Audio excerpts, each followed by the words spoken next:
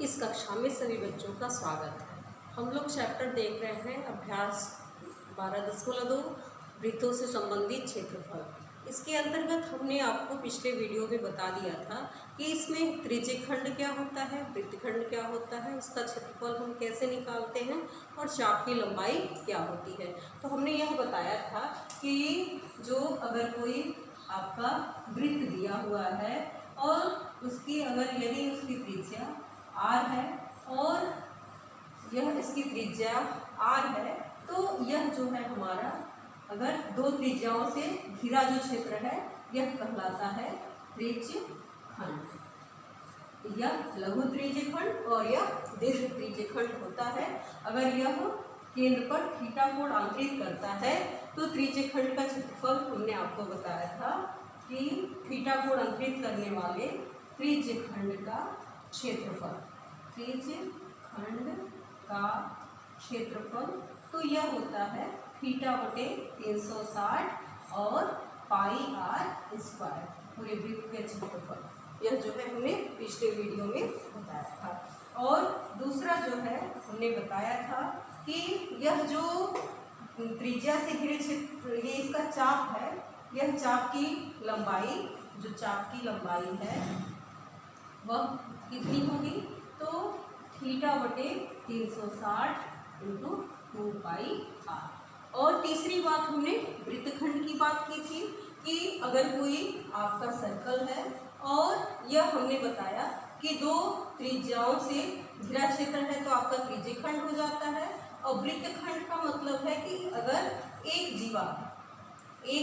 जीवा और इस चाप से घिरे क्षेत्रफल को हम कहते हैं वृत्तखंड। यह क्या है हमारा वृत्तखंड। तो यह हमारा लघु वृत्तखंड है और यह दीर्घ वृत्तखंड है। तो इस वृत्तखंड का हमें जब क्षेत्रफल निकालना होगा तो हमने यह आपको बताया था कि पहले इससे हम त्रिज्यखंड बना लेंगे और त्रिज्यखंड का क्षेत्रफल निकाल करके उसमें से इस त्रिभुज का क्षेत्रफल माइनस कर देंगे। तो हम यह जानते हैं कि वृत्तखंड अगर यह लघु जब कोण थीटा अंतरित कर रहा है तो वृत्तखंड का क्षेत्रफल यह जो है एक तरह से यह लघु का ही हम लोग निकाल रहे हैं। सब क्या है, लघु चाप है और यह भी लघु है। दीर्घ है तो उसको हम उसमें से माइनस करेंगे। तो वृत्तखंड का क्षेत्रफल हमें निकालना है तो पहले हम त्रिज्यखंड का जो क्षेत्रफल है, त्रिज्यखंड का क्षेत्रफल थीटा बटे 360 पाई r स्क्वायर, इसमें से इस त्रिभुज अगर यह जीवा AB है तो माइनस कर देंगे त्रिभुज ABC का क्षेत्रफल। ऐसा हमने बताया था। अब यह त्रिभुज जो है हम यह पहचानेंगे त्रिभुज किस तरह का है, उसका क्षेत्रफल ज्ञात कर लेंगे। या तो फिर एक फॉर्मूला होता है जिसको यह प्रूफ किया गया है कि किसी भी तरह का त्रिभुज होगा इसका क्षेत्रफल यह जो होता है, इसका क्षेत्रफल सीधे 1/2 r स्क्वायर साइन थीटा, इसका यूज करके भी हम इसको ज्ञात कर सकते हैं। तो यह त्रिभुज का क्षेत्रफल अगर मान लीजिए समकोण त्रिभुज है तो 1/2 आधार इंटू लंब से ज्ञात हो जाएगा। अगर समबाहु त्रिभुज है तो कड़ी में 3/4 भुजा का स्क्वायर हो जाएगा। अगर किसी भी स्टूडेंट को त्रिभुज का क्षेत्रफल निकालने में दिक्कत होती है तो इस फॉर्मूले का यूज कर लेंगे। इससे हमें यह नहीं पहचानना पड़ेगा कि त्रिभुज आपका किस तरह का है। आप जो है आपको रेडियस मालूम है, कोण यह जो है त्रिज्या मालूम है, आंतरिक कोण मालूम है, तो यह किसी भी तरह का त्रिभुज होगा हम उसका क्षेत्रफल ज्ञात कर लेंगे। तो यह ज्ञात करके माइनस कर देंगे तो हमें वृत्तखंड का क्षेत्रफल प्राप्त हो जाएगा। तो यह फॉर्मूला पिछले वीडियो में हमने बताया था। इससे रिलेटेड कुछ प्रॉब्लम भी हम सॉल्व कर चुके थे। आज हम अगला क्वेश्चन लेते हैं। तो यह अगले क्वेश्चन में आपको दिया हुआ है कि त्रिज्या 21 सेंटीमीटर वाले वृत्त का एक चाप जो है, एक चाप केंद्र पर 60 अंश का कोण अंतरित करता है। तो फिगर हम ड्रा करेंगे। फिगर हमारा कैसा होगा, एक वृत्त है जो कि केंद्र पर कितना 60 अंश का कोण अंतरित करता है। यह हमारा 60 डिग्री है, कोण अंतरित करता है। तो हमें चाप की लंबाई, तो पहला हमको कह रहा है कि यह चाप की लंबाई, मान लीजिए यह A, B और P है, तो चाप ए बी की लंबाई पहले तो एक पहला क्वेश्चन पूछा है। दूसरे में पूछा है कि चाप द्वारा बनाए गए त्रिज्य खंड का क्षेत्रफल। तो यह त्रिज्य खंड हमारा है, हमने बताया था आपको कि दो त्रिज्याओं और ये चाप के द्वारा गृह क्षेत्र के क्षेत्रफल को त्रिज्य खंड का क्षेत्रफल हम करते हैं। तो यह हमें निकालना है। तीसरे में कह रहा है कि संगत जीवा द्वारा, तो इसमें अगर इसके संगत एक जीवा आपका ए बी है तो संगत जीवा द्वारा बनाए गए वृत्तखंड का क्षेत्रफल। तो तीसरे में हमको यह वृत्तखंड का क्षेत्रफल ज्ञात करना है। तीनों चीजें ज्ञात करनी है, तीनों का फॉर्मूला यह हमने आपको बता दिया है। तो पहले हमें चाप की लंबाई ज्ञात करनी है जब कोण हमारा थीटा हो और त्रिज्या हमारी 21 सेंटीमीटर। यह क्या है? त्रिज्या है। तो इसमें हमें दिया है वृत्त की त्रिज्या r बराबर 21 सेंटीमीटर और केंद्र पर अंतरित कोण 60 अंश, यह हमें मालूम है। तो चाप की लंबाई इस कोण द्वारा अंतरित चाप की लंबाई, तो फॉर्मूला हमने बताया थीटा बटे 360 क्या होता है 2 पाई आर। तो थीटा का मान है 60 बटे 360 और 2 पाई की वैल्यू हम चाहे तुरंत दे 22 बटे 7 और त्रिज्या है 21। तो इसको हम काटेंगे तो ये 6 आ जाएगा और यह 3 आ जाएगा। मल्टीप्लाई करेंगे तो 44 गुणित 3 और 4 3 12 के 2 हासिल 4 3 12 1 13 इतना सेंटीमीटर यह हमें मिल जाएगा।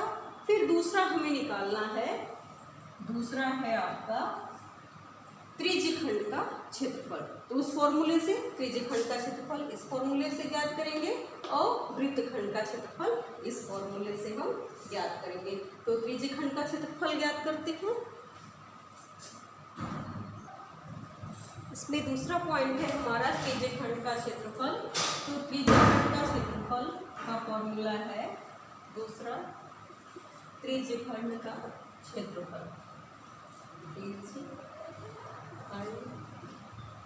का क्षेत्रफल, तो इसका फॉर्मूला हमने बताया था आपको थीटा बटे 360 पाई आर स्क्वायर।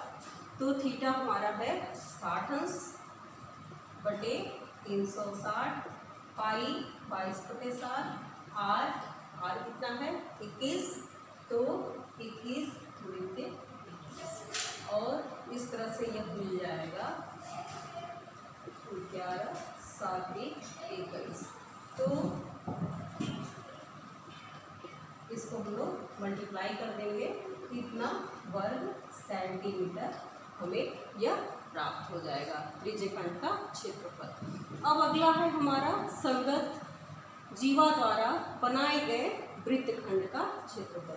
तो यह जो वृत्तखंड है उसका क्षेत्रफल हमें तीसरा निकालना है। तो अभी हमने बताया कि वृत्तखंड का क्षेत्रफल या जो थीटा को अंतरित कर रहा है उसके लिए सब है। तो लघु क्षेत्रफल, तो यह हमने बताया आपको कि जो त्रिज्यखंड का क्षेत्रफल होता है तो त्रिज्यखंड के क्षेत्रफल में से त्रिज्यखंड का क्षेत्रफल माइनस त्रिभुज का क्षेत्र।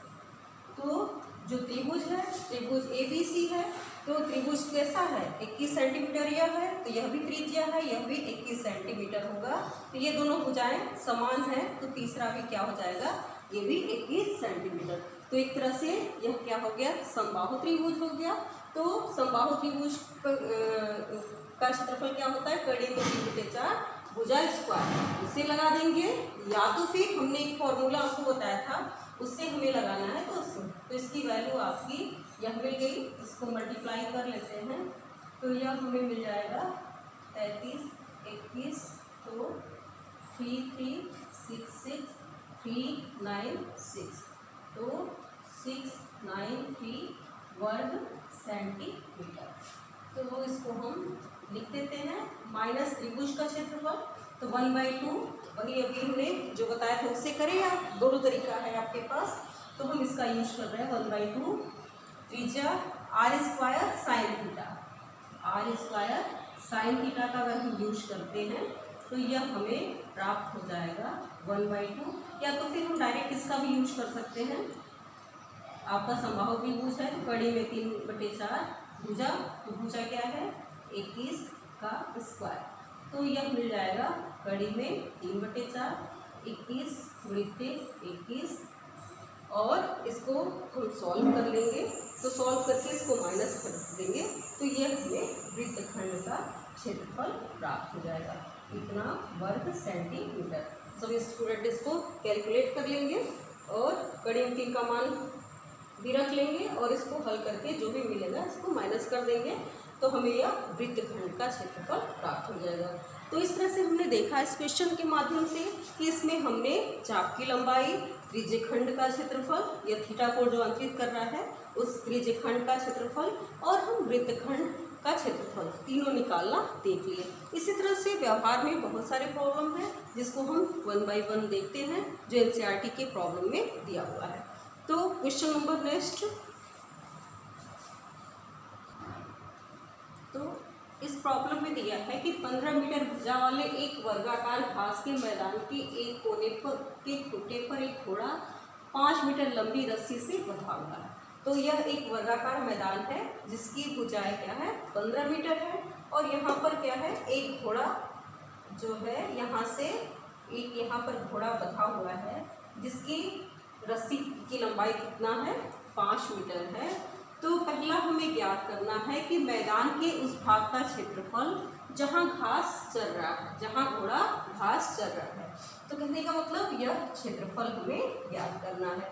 तो अब हम देखें इसको, व्यवहारात्मक क्वेश्चन है ये, तो यह हम देख रहे हैं कि एक तरह से यह एक त्रिज्यखंड बन रहा है जिसका केंद्र पर अंतरित कोण कितना है 90 अंश, और यह जो है त्रिज्या कितनी हो जाएगी, जो घोड़े की रस्सी है उसकी त्रिज्या 5 मीटर यह हो जाएगी। तो हमें केंद्र पर अंतरित कोण थीटा भी मिल जा रहा है।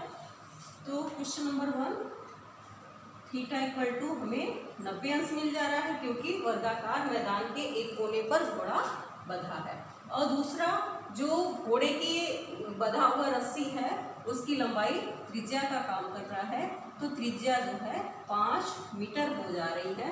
तो इसके द्वारा मैदान के उस भाग का क्षेत्रफल जहाँ घोड़ा चल रहा है उसको ज्ञात करना है। तो मैदान का क्षेत्रफल, जो मैदान का क्षेत्रफल होगा का क्षेत्रफल जहाँ घोड़ा चल रहा है, जहाँ घोड़ा चल रहा है तो यह क्षेत्रफल किसके बराबर हो जाएगा, पूरा त्रिज्यखंड के क्षेत्रफल के बराबर हो जाएगा। यह जो है त्रिज्यखंड के क्षेत्रफल के बराबर हो जाएगा। तो त्रिज्यखंड का क्षेत्रफल क्या होगा, जब हमारा कोण और त्रिज्या दी हो तो थीटा बटे 360 और पाई r स्क्वायर, तो 90 बटे 360 और यह हो जाएगा पाई का मान 3.14 और r हो जाएगा 5 सेंटीमीटर, तो 5 गुणित 5। तो इस तरह से इसको हम काटेंगे तो यह 4 बार में कट जाएगा, और इसको हम कैलकुलेट करेंगे तो अगर इसको हम पाई के रूप में ही रखने देते हैं तो यह हमें मिल जाएगा 25 बटे 4 पाई वर्ग मीटर, इतना मिल गया। पाई की वैल्यू रख देंगे तो यह एक्यूरेट वैल्यू मिल जाएगी। स्टूडेंट इसको रख करके सॉल्व कर सकते हैं। फिर कह रहा है दूसरे क्वेश्चन में कि अगर जो रस्सी है या जो घोड़े को जिस रस्सी से बंधा हुआ है वो 5 मीटर न होकर के 10 मीटर कर दिया जाए, तो अगर मान लीजिए 5 मीटर न होकर के 10 मीटर कर दिया जा रहा है तो इस तरह से जब घोड़ा चलेगा तो ऐसे और इसका आकार बढ़ जाएगा। तो जब रस्सी 10 हो जा रही है तो इसके द्वारा क्षेत्रफल में कितनी वृद्धि होगी, तो जब दूसरा कह रहा है तो कोण तो हमारा वही 90 अंश ही होगा, और अब त्रिज्या कितनी हो जाएगी 10 मीटर, तो 10 मीटर त्रिज्या और केंद्र इतना, तो अब जो है जो पूरा चरा जा रहा है, अगर ये 10 मीटर का पूरा है और इतना चरा हुआ भाग, चरा या मैदान का चरा हुआ मैदान का क्षेत्रफल, मैदान का क्षेत्रफल पूरा कितना चरेगा, यह हम इससे निकाल लेंगे। तो 90/360 पाई r स्क्वायर 10/10 और यह मिल जाएगा 100 पाई/4 या 25 पाई, इतना वर्ग मीटर यह चरेगा। जब 10 मीटर होगा तब अब पूछ रहे हैं कि इसमें वृद्धि, चरे जा सकने वाले क्षेत्रफल में वृद्धि, तो क्षेत्रफल में वृद्धि कितनी हुई, यही क्षेत्रफल में वृद्धि हुई। तो पहले वाला जो निकाले थे, ये बाद वाला जो निकाले है उसमें पहले वाले को माइनस कर देंगे तो वृद्धि हमें मिल जाएगी। तो क्षेत्रफल में होने वाला वृद्धि तो यह हमें प्राप्त हो जाएगा, पहले हमारा ये 25 पाई माइनस 25/4 पाई और यह मिल जाएगा आपका 50 100 माइनस 25 75 पाई/4 यह मिल जाएगा। और पाई की वैल्यू रख देंगे 3.14/4 और इसको कैलकुलेट कर लेंगे तो बढ़े हुए क्षेत्र का क्षेत्रफल हमें मिल जाएगा। तो इस तरह से हम इस चैप्टर का यूज अपने व्यवहारिक जीवन में भी कर सकते हैं। इसी तरह के और भी प्रॉब्लम है, उसको हम देखते हैं।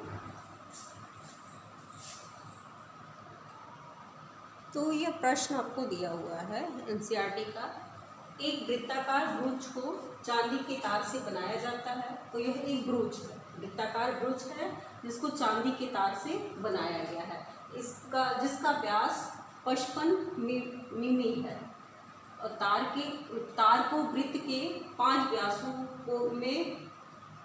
को बनाने में भी प्रयुक्त किया जाता है, जो 10 बराबर त्रिज्यखंडों में विभाजित करता है। कहने का मतलब यह एक ब्रूच है और यह जो है पूरे 5 व्यास हैं। तो 5 व्यास हैं, तो 1 2 3 4 5 पूरे व्यास हैं। तो चांदी के तार की लंबाई हमें निकालनी है। तो चांदी का तार किसमें लगा, यह जो है वृत्ताकार बनाने में। तो इस पूरी परिधि, जो वृत्त की परिधि है, इसकी लंबाई निकाल दें कि वृत्त की परिधि कितनी है और प्लस 5 जितने व्यास हैं उसको जोड़ देंगे तो पूरा हमें चांदी के तार की लंबाई प्राप्त हो जाएगी।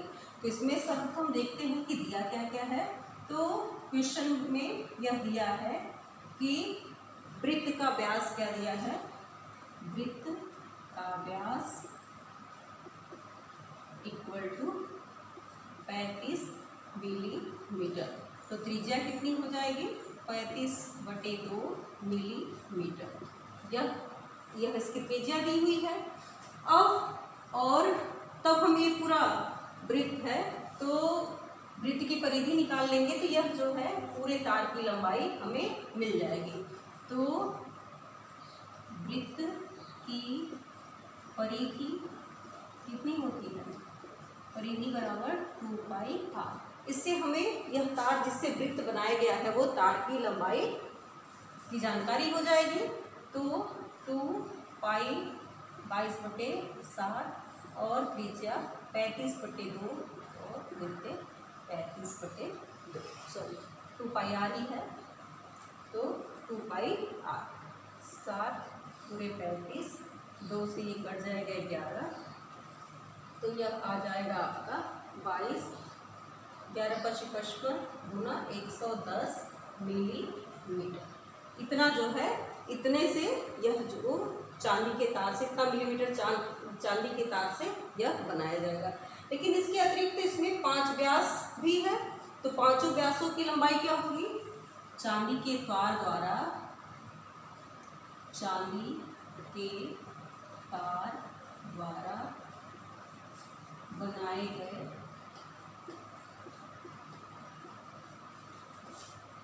5 व्यास की लंबाई। तो यह 5 वृत्त, एक व्यास की लंबाई कितना है 35 मिलीमीटर। तो यह हो जाएगा 15 2 17 175 मिलीमीटर। तो इससे पूरे व्यास बन गए। तो पूरे चांदी की तार की लंबाई कितना हो जाएगा? तो कुल वांछित चांदी के तार की लंबाई, चांदी के तार की लंबाई, तो वह तार चांदी का तार जिससे वृत्त बनाया गया है, तो यह मिल गया हमें कितना? 110 मिलीमीटर और यह जो है 175 मिलीमीटर। इससे हमको यह मिल गया कितना? 285 मिलीमीटर।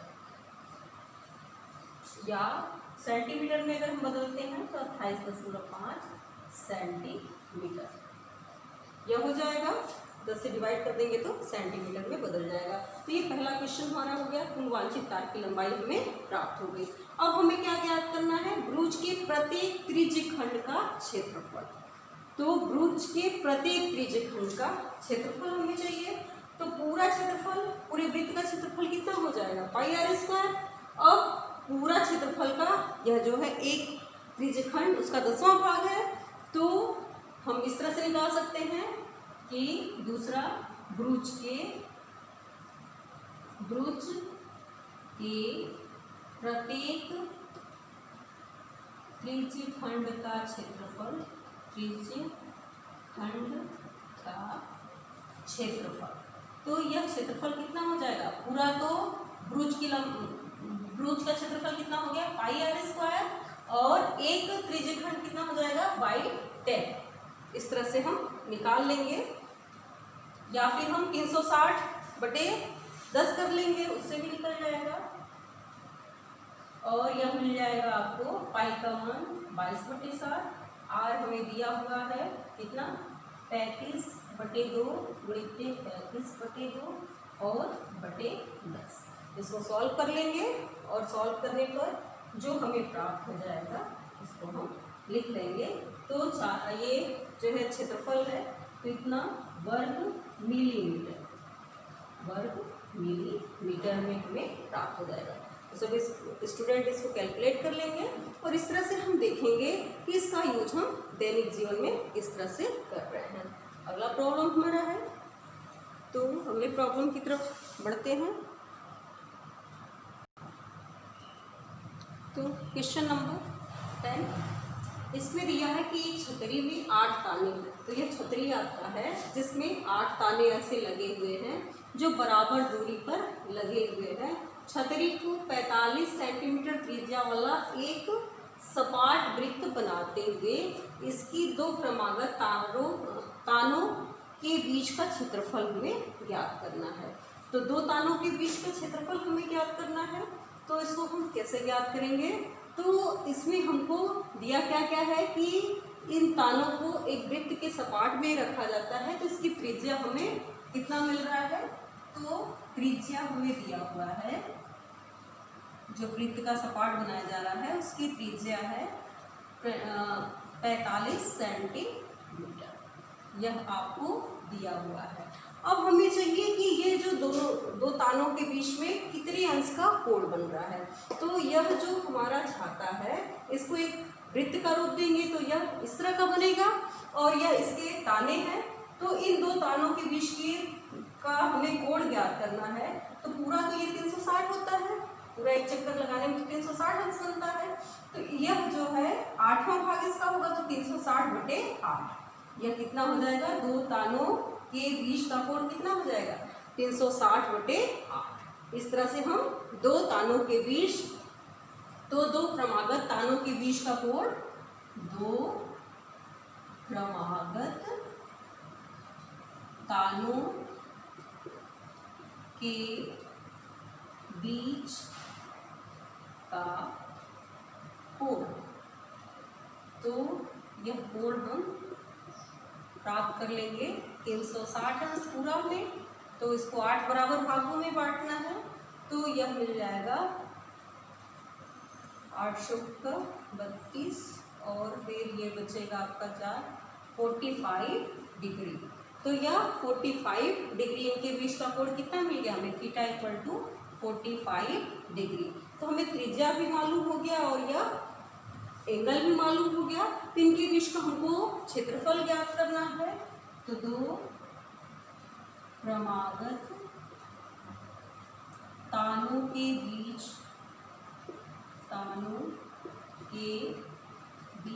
का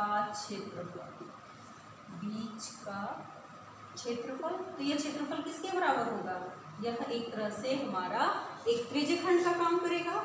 यह एक त्रिज्यखंड हो जाएगा जिसकी त्रिज्या 45 सेंटीमीटर और बना कोण भी कितना है, 45 है। तो इसका क्षेत्रफल जो है त्रिज्यखंड के क्षेत्रफल के बराबर हो जाएगा। त्रिज्यखंड का क्षेत्रफल, यह जो है त्रिज्यखंड का क्षेत्रफल, यह कितना होता है, थीटा बटे 360 पाई आर स्क्वायर। तो थीटा 45 अंश 360 पाई की वैल्यू 22/7 और त्रिज्या 45 सेंटीमीटर। इस तरह से हम रखेंगे। तो इसको हम काटते हैं, ये कितना मिलेगा, इसको काटेंगे तो 5 से, तो 5 से 35, 5 गुना 10, 5 9 45, 9 8 72 और ये 4 और ये 11। तो इसको हम मल्टीप्लाई कर लेंगे, 45 गुणित 45 गुणित 11/28। तो इसको पूरा गुणा करने के बाद जो हमें प्राप्त होगा इतना वर्ग सेंटीमीटर। तो दो तानों के बीच, ये छाता जो है, छतरी जो हमारा है, उनके दो तानों के बीच का क्षेत्रफल हमें इतना वर्ग सेंटीमीटर प्राप्त होगा। तो इस तरह से हम कुछ प्रश्नों के माध्यम से हम लोगों ने देखा कि कोई भी अगर व्यवहार में, जीवन में इसका हम यूज कैसे करेंगे, तो उसको हम उसको जो है इस फॉर्म में ले आएंगे और देखेंगे कि यह जो है त्रिज्यखंड का काम कर रहा है कि वृत्तखंड जैसा है। तो जिस आकृति का हमें दिखेगा उसका क्षेत्रफल या लंबाई जो भी ज्ञात करना है, इस फार्मूले की सहायता से हम आसानी से ज्ञात कर लेंगे। एक्सरसाइज 12.2 में कुछ क्वेश्चन बचे हुए हैं 1-2, जिसका यूज जो है सभी स्टूडेंट इन फॉर्मूलों की सहायता से उसको सॉल्व करने की कोशिश करेंगे, जिससे कि यह क्लियर हो जाए कि वो जो है उनको यह चैप्टर समझ में आ गया। धन्यवाद।